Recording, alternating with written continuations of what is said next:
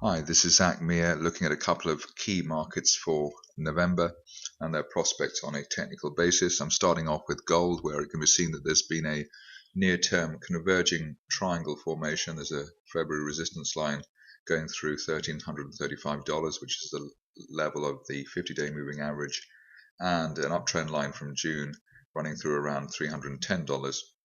Obviously, the easiest approach here would be to wait for a break outside those two parameters, break of those two trend lines, and follow accordingly.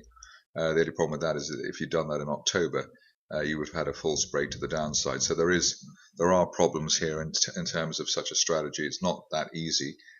Something else to bear in mind, though, is the way that we've got a rising RSI uptrend line here from April.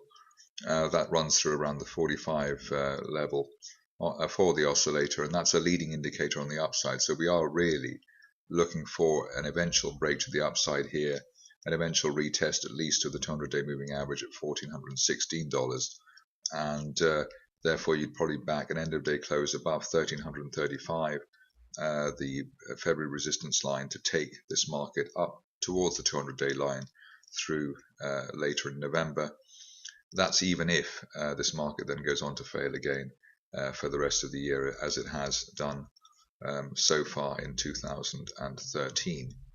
Moving on to another key market, and we've got dollar index.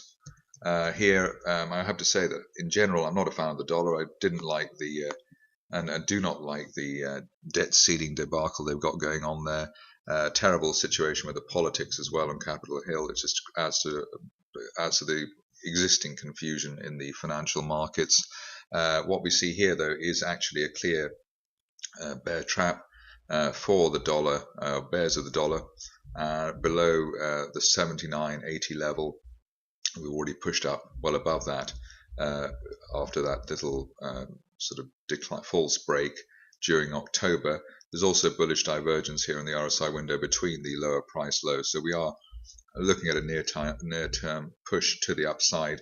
Initial target here, 81.84, which is the 200-day moving average, but I wouldn't be surprised if we just maintain the range that we've seen over the past year and more of a roughly 80 to 85 level for dollar index. So dollar looking stronger towards the end of the year, and it's worth probably buying on any dips towards the 80 level over the course of November, and plenty of upside there. That's it for me. See you again next month.